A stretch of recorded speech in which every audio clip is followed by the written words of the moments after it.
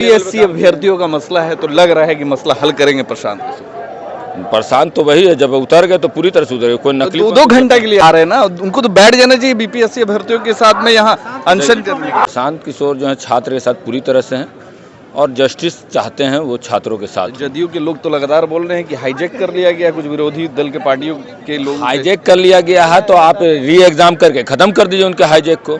Decision power तो उसके पास है नहीं। हम लोग पर डिसीजन रहता तो एक मिनट में खत्म कर देते। मान लिया जैसे आप विधायक का सांसद की टिकट बेचिएगा, वैसे बीपीएससी का सीट बेचिएगा, तो इन लोग पढ़ रहा तो बेकार न पढ़ रहा है। तो आपके नेता को तो अभ्यर्थियों के साथ अनशन पे बैठ जाना चाहिए। नीतीश जी नहीं चेतेंगे तो फिर समझ लीजिए कि जैसे उन लोग इंदिरा गांधी के खिलाफ मोर्चा खोले थे, अब्दुल गफूर के खिलाफ मोर्चा खोले थे, तो उसी तरह इनको भी हम लोग कुर्सी सुजाड़ के फेंक देंगे। 2025 के लिए बड़ा मुद्दा मिल गया। हम लोग की पार्टी बनने के बाद जो है छात्र की बड़ी लड़ाई लड़ने का हम लोग को मौका मिला है, लेके रहेंगे। उनको 74 वाला हिसाब किताब हम लोग को नहीं मालूम है। तो ऐसा थोड़ी है कि हम लोग पढ़े नहीं है, पैदा नहीं हुए तो पढ़े हैं। आप किस कलाकारी से आए तो हम लोग भी कलाकारी लगाएंगे। अब आप रह भी नहीं पाइएगा, स्टेट छोड़ के भागना पड़ जाएगा। जो व्यक्ति अपना पैसा अपना साधन खर्च करके जो क्लियर कर चुका कि हमको मुख्यमंत्री नहीं बनना है, हमको सदन नहीं जाना है, इससे बड़ी ऑनेस्टी क्या बनना है? उनको बिहार का परिवर्तन करना, बदलना है। कुछ तो चाहिए उनको, कुछ नहीं चाहिए। नाम मुख्यमंत्री के दावेदार नहीं है, बिल्कुल नहीं है। आप बनेंगे? सब आपको हो सकता है मौका अगर वो पक्का है कि नहीं बनेंगे?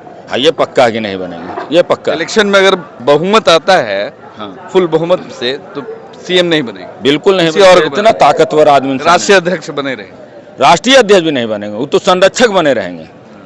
राष्ट्रीय अध्यक्ष क्या इतना मेहनत क्यों कर रहे हैं जब उनको कोई पद नहीं चाहिए, ना उनको कुछ नहीं। हमेशा पैदा होता है, हर दौर में कोई ऐसा आदमी पैदा होता है ना जिसको गॉड भेजता है कि जाओ तुम लोगों के लिए भला करो, अच्छा करो। मतलब वैसा इंसान पैदा करता है। जैसे महात्मा गांधी पैदा हुए, नेहरू पैदा हुए, बहुत लोग पैदा हुए, तो उसमें से एक प्रशांत भी है। प्रचार प्रसार में हम पैसा लगा सकते हैं, वोटर के हाथ में पैसा देके वोट नहीं ले सकती। मेरा दल का क्लियर स्टंट है। सुनने में तो आता है कि खूब पैसा बांटा है, तो जो गाड़ी कहाँ से है? वो तो साधन तो दे ही रहे हम, पैसा नहीं दे रहे हैं। पैसा कहाँ से? पैसा आ रहा है बहुत सारे। बाकी दल में कैसे आता है? सबके वो फंडिंग होता है। बहुत सारे ऐसे दानिश खान है, आप जैसे है उनके पास में। किनके पास? बड़े बड़े नेताओं के पास में, जो सत्ता में है, विपक्ष में जो रह चुके, कमा चुके हैं। क्या स्टेट में सरकार बनाया, इनके पास भी बड़े बड़े ठेकेदार हैं, बड़ी बड़ी कंपनीज है, बड़े बड़े लीडर हैं। जिनका विरोध कर रहे हैं वही लोग फंडिंग कर रहे हैं। नहीं, विरोध किसका कर रहे हैं? बीजेपी का विरोध, नीतीश कुमार का विरोध। नहीं, बहुत फंडिंग होता है ना। संबंध आपसे मेरा नहीं है, आप नहीं कीजिएगा क्या मेरे लिए। गर्दनीबाग धरना स्थल पे मौजूद है और यहाँ पे अभी पीके प्रशांत किशोर जी पहुंचे हुए हैं बीपीएससी अभ्यर्थियों से मिलने के लिए, और आश्वासन पे आश्वासन मिल रहा है। अब देखना होगा कि आश्वासन मिलता है या फिर काम होता है, क्या कुछ होता है। हमारे साथ में प्रशांत किशोर के युवा नेता है दानिश खान साहब हैं, बात करेंगे। आप लोग लगातार जो अभ्यर्थियों के समर्थन में आ रहे हैं, क्या कुछ लगता है सरकार सुनेगी? सुनना पड़ेगा। 4 लाख 5 लाख स्टूडेंट की बात है, आप पीछे से 5 लाख लोग और तैयारी कर रहे हैं। तो जो बीपीएससी का एग्ज़ाम दे रहा, पढ़ाई के लेवल पे ऊंचा बनना चाह रहा, तो सब सरकार चीट करेगी तो उसको मुंह की खानी होगी।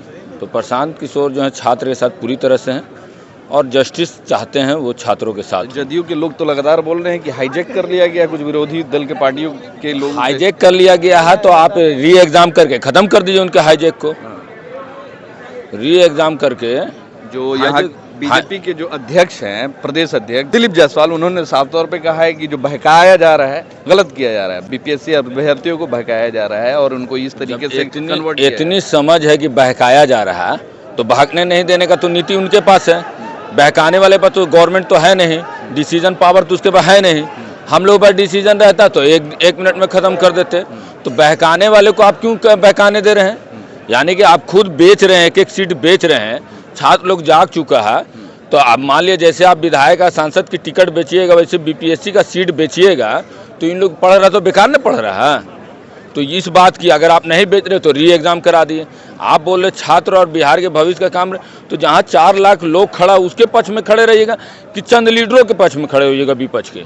आप छात्र के पक्ष में खड़े होइए, कोई साजिश नहीं होगी। आप उसके पक्ष में नहीं खड़े होइएगा तो दूसरा लोग खड़ा होगा। नॉर्मलाइजेशन से क्या दिक्कत है?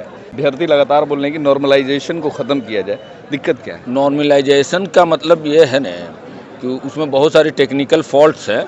और दूसरा बात है कि जैसे आपने 12,000, जो मेन इशूज़ ये है कि 12,000 अभ्यर्थियों का जो आपने कैंसिल किया, तो उसी पैटर्न पे जब री एग्ज़ाम होगा तो वो तो 1 महीने में उनको तो पता चल गया किस पैटर्न पे होगा एग्ज़ाम, तो वो पैटर्न पे अगर एग्ज़ाम होगा तो वो भी एक भेदभाव है।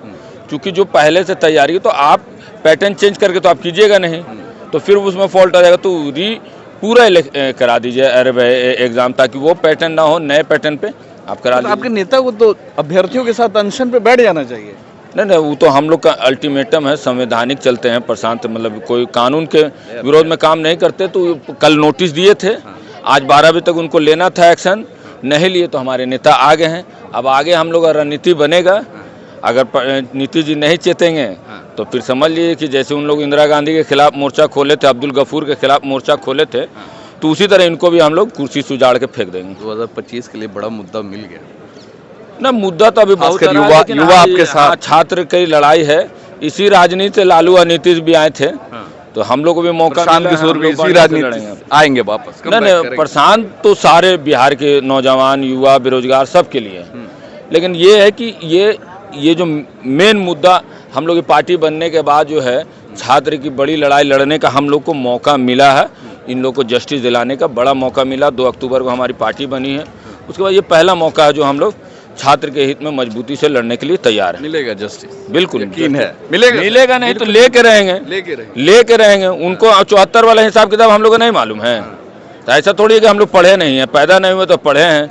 आप किस कलाकारी से आए तो हम लोग भी कलाकारी लगाएंगे। अब आप रह भी नहीं पाइएगा, स्टेट छोड़ के भागना पड़ जाएगा। कहाँ भागे? जहाँ जाए, जहाँ से आए हैं, जिसके टोपी पहने में जाना पड़ेगा, वहाँ क्या बोलते हैं, नागपुर जाना पड़ेगा।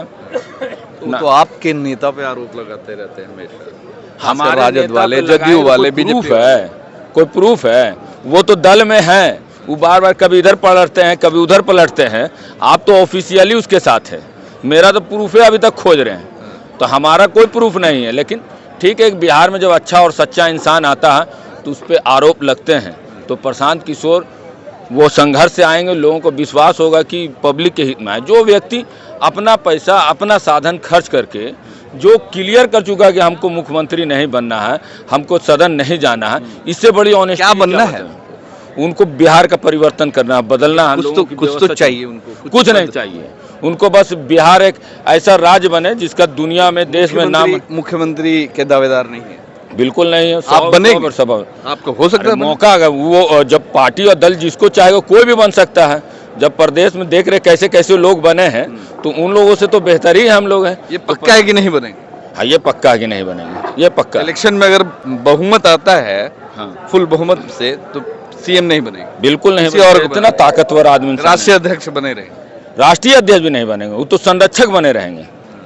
तो राष्ट्रीय अध्यक्ष भी दूसरा। क्या इतना मेहनत क्यों कर रहे हैं जब उनको कोई पद नहीं चाहिए, ना उनको कुछ आदमी नहीं? हमेशा पैदा होता है, हर दौर में कोई ऐसा आदमी पैदा होता है ना जिसको गॉड भेजता है कि जाओ तुम लोगों के लिए भला करो, अच्छा करो। मतलब वैसा इंसान पैदा करता है, जैसे महात्मा गांधी पैदा हुए, नेहरू पैदा हुए, बहुत लोग पैदा हुए, तो उसमें से एक प्रशांत भी है जिनको पोस्ट का लालसा नहीं है। उपचुनाव से क्या सीखा? अभी जो 4 जगह पे उपचुनाव हुआ, क्या सीखा इससे आपकी पार्टी ने, आपके नेता? देखिए, उपचुनाव में हम लोगों ने मजबूती से लड़ा, लेकिन लोगों का जो विपक्ष का हवा उड़ाया था कि पैसा बटेगा, तो हमारे दल ने 1 रुपया बांटा नहीं, जिसके वजह से लोगों ने माहौल ख़राब किया कि वसीम लेके भाग गया, ई लेके भाग गया, ऊ लेके भाग गया।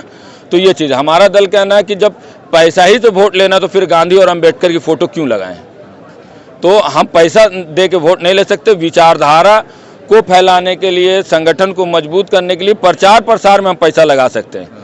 वोटर के हाथ में पैसा देके वोट नहीं ले सकती। मेरा दल का क्लियर स्टंट है। सुनने में तो आता है कि खूब पैसा बांटा है, तो जो गाड़ी कहाँ से है?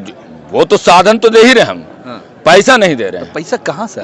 पैसा आ रहा है बहुत सारे, बाकी दल में कैसे आता है? सबके वो फंडिंग होता है। बहुत सारे ऐसे दानिश खान है, आप जैसे है उनके पास में। किनके पास?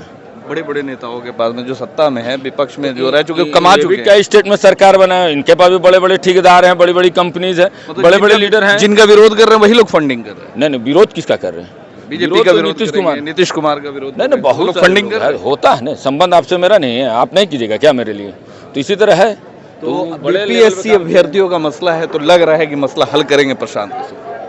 प्रशांत तो वही है, जब उतर गए तो पूरी तरह से उतर गए। कोई नकली 2 घंटा के लिए आ रहे हैं ना, उनको तो बैठ जाना चाहिए बीपीएससी अभ्यर्थियों के साथ में यहाँ अनशन करने।